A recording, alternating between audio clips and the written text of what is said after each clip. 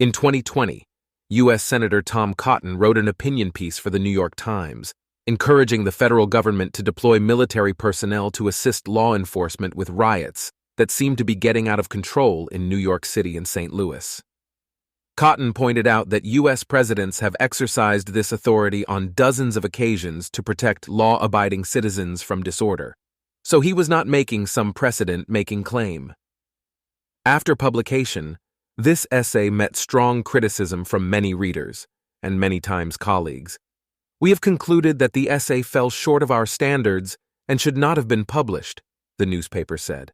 Finally, we failed to offer appropriate additional context, either in the text or the presentation, that could have helped readers within a larger framework of debate. Fair, I guess.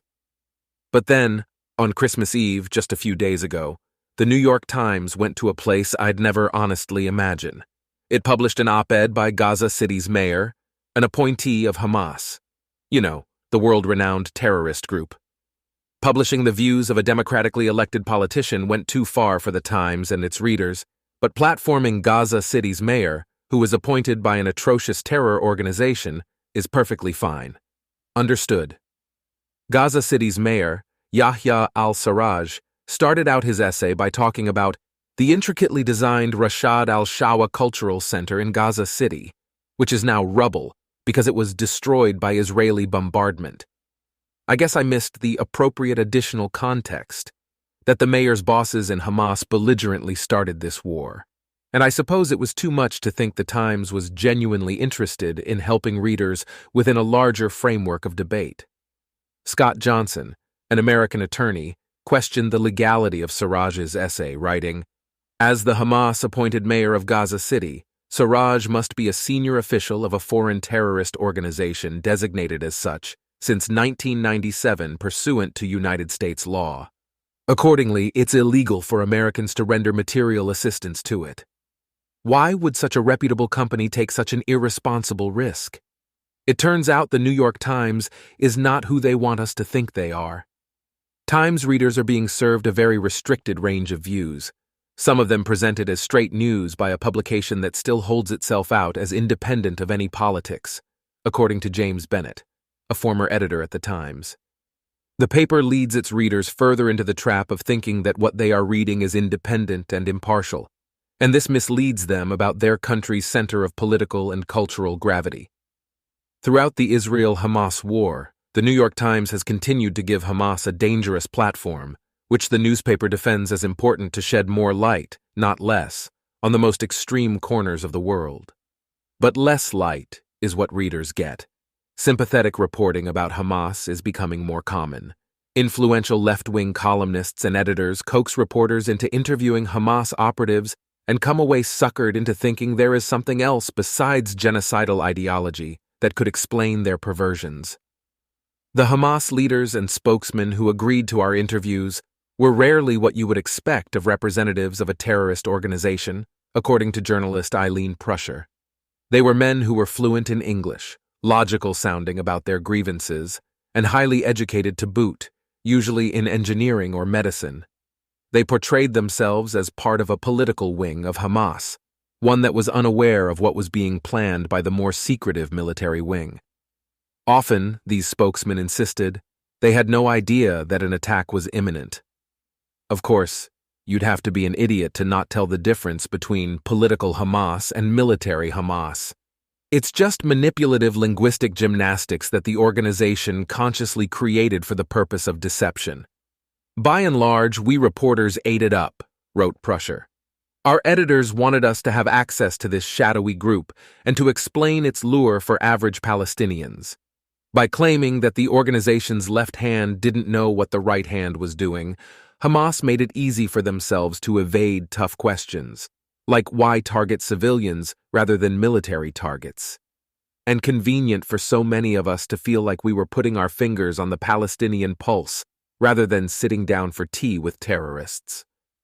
Hamas talks the talk. Look, we take no joy in seeing Israeli civilians get blown up, said one spokesman. Back in the day when Hamas's worst weapon was a suicide bomber in an urban area, before going on to insist that these attacks were the only rational answer to what they saw as Israel occupying Palestinian territories. When Prussia asked why Hamas wouldn't take a crack at negotiations instead, they responded that there was no point in talking to Israel, and Israel wasn't exactly jumping to talk to Hamas either. The spokesman insisted that she not use his name with that almost empathetic quote about not taking joy in killing Israelis, probably because he knew it sounded good to the Western ear. Yet the issue is not Hamas. It's the media outlets whose obvious biases against Israel allow the terror group to easily play games with reporters. During the first major Israel-Hamas conflict in 2008 to 2009, for example, Hamas said that fewer than 50 of the 1,400 dead in Gaza had been combatants. But more than a year later, Hamas's interior minister acknowledged in an interview with the London-based Al Hayat newspaper that between 600 and 700 of its militants were killed in that war. Why are reporters so gullible? And how could outlets like the venerable New York Times not be more transparent about how they don't have independent verification and provide context on how unreliable Hamas has proved to be in the past? I mean, it is, after all, a terrorist organization, remember? From my analysis, there are two predominant explanations: a distorted organizational culture and repugnant corporate greed. More than 30 years ago, a young reporter named Todd Purdom nervously asked a New York Times all-staff meeting what would be done about the climate of fear within the newsroom in which reporters felt intimidated by their bosses. The moment immediately entered Times lore, according to James Bennett. There is a lot not to miss about the days when editors could strike terror in young reporters like me and Purdom. But the pendulum has swung so far in the other direction that editors now tremble before their reporters, and even their interns. Yes, even their interns. Some might call this soft. But it gets worse. When the Tom Cotton op-ed was published, the New York Times Union issued a statement purporting a clear threat to the health and safety of the journalists we represent. Turns out management had been expecting for some time that the union would seek a voice in editorial decision-making, and some thought this was the moment that the union was making its move. What's more, the Times experienced its largest sick day in history. People were turning down job offers because of the Cotton op-ed, and some people were quitting. The newspaper's publisher, Arthur Oakes Sulzberger Jr., demanded that Bennett, the editorial's page editor responsible for publishing the Cotton piece, resign. The Times problem has metastasized from liberal bias to illiberal bias, from an inclination to favor one side of the national debate to an impulse to shut debate down altogether, wrote Bennett. All the empathy and humility in the world will not mean much against the pressures of intolerance and tribalism without an invaluable quality: courage. The moral and intellectual courage to take the other side seriously and to report truths and ideas that your own side demonizes for fear they will harm its cause. Bari Weiss, an opinion writer and editor at the New York Times during this time, which coincided with Donald Trump's U.S. presidency, said the lessons that ought to have followed his election, lessons about the importance of understanding other Americans, the necessity of resisting tribalism, and the centrality of the free exchange of ideas to a democratic society, were not learned. Instead, a new consensus has emerged in the press, but perhaps especially at this paper, that truth isn't a process of collective discovery, but an orthodoxy already known to an enlightened few whose job is to inform everyone else, wrote Weiss. One of the splendors of embracing illiberalism is that you are, by default, right about everything, so you feel endlessly justified in shouting down disagreement. And this is one of the reasons why the New York Times leadership is losing control of its principles. Since Adolph Oakes bought the newspaper in 1896, the Times has said that it does journalism without fear or favor, and Oakes himself aimed to make of the columns of the New York Times a forum for the consideration of all questions of public importance, and to that end to invite intelligent discussion from all shades of opinion. Neither of these ambitions can be remotely true today, not when it gives a Hamas-appointed mayor their platform. But maybe this is all by design. Maybe the New York Times quasi-journalism is actually good for its bottom line, more so than what some in the media industry call its reputation for thoroughness. In early 2009, speculation swirled that the New York Times might go bankrupt. Earnings reports released by the company just a few months prior indicated that drastic measures would have to be taken over the next several months, or the paper would default on some $400 million in debt. With more than $1 billion in debt already, only $46 million in cash reserves, and no clear path to tap into capital markets, the newspaper's future was frail. But it survived, hiring Mark Thompson as president and CEO to oversee a dramatic transformation of the storied institution into a digital-centric news brand. The biggest flashing red light when he arrived was the rate at which the company was losing digital subscribers. It was something like 74,000 in his first quarter, the last quarter of 2012. By the second quarter of 2013, it was 22 or 23,000.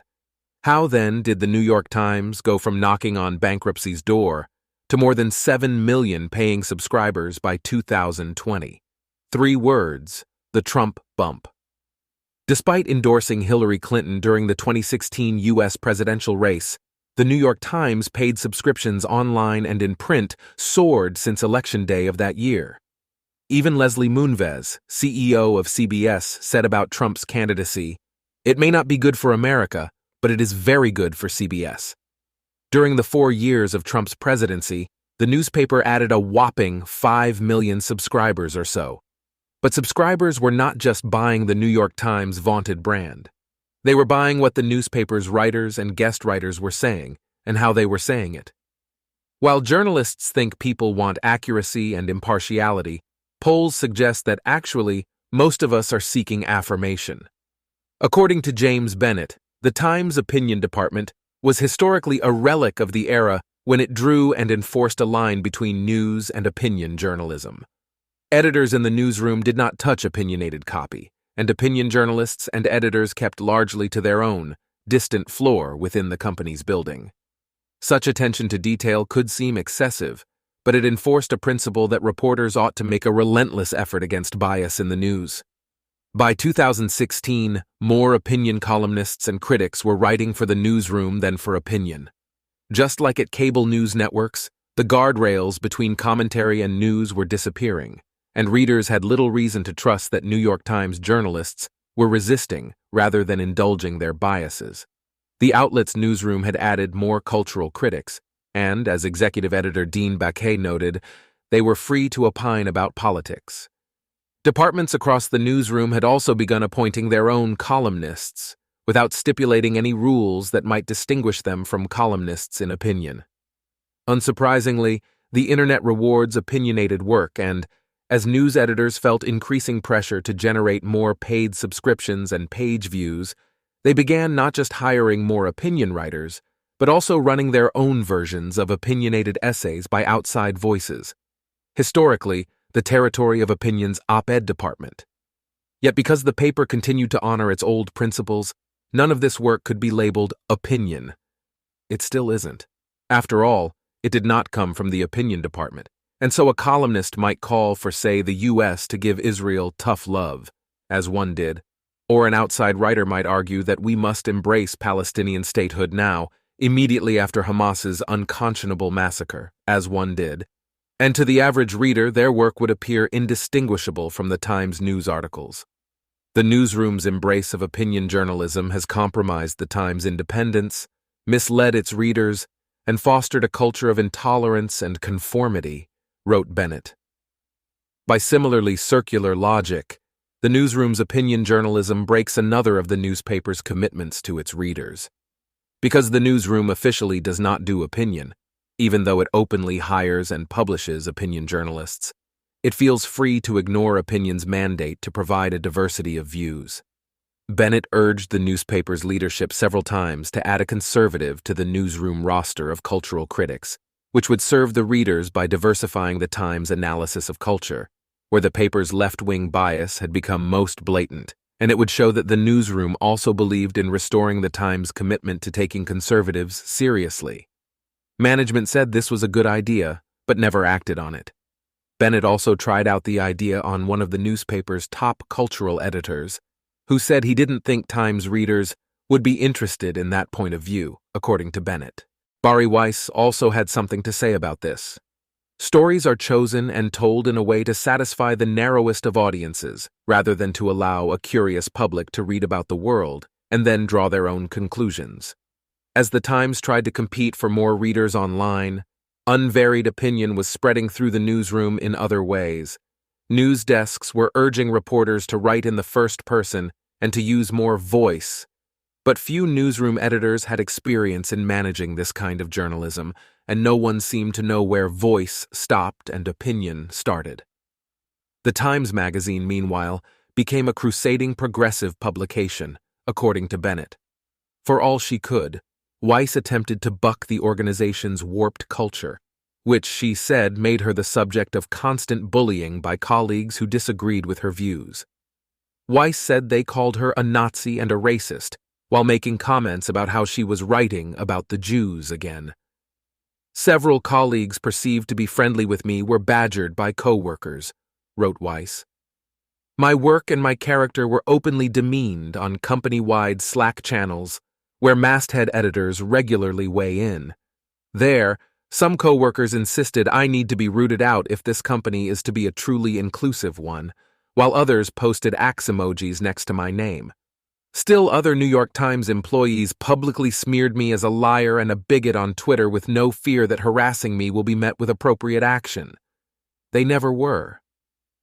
It might be worth mentioning that the New York Times could learn a thing or two from the Wall Street Journal, which has kept its journalistic poise and maintained a tighter separation between its news and opinion journalism, thus protecting the integrity of its work.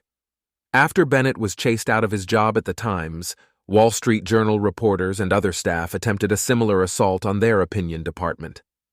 Some 280 of them signed a letter listing pieces they found offensive and demanding changes in how their opinion colleagues approached their work. Their anxieties aren't our responsibility, wrote the Wall Street Journal's editorial board in a note to readers after the letter was leaked. The signers report to the news editors or other parts of the business. The editorial board then clarified its position, just to make sure everyone got the point. We are not the New York Times.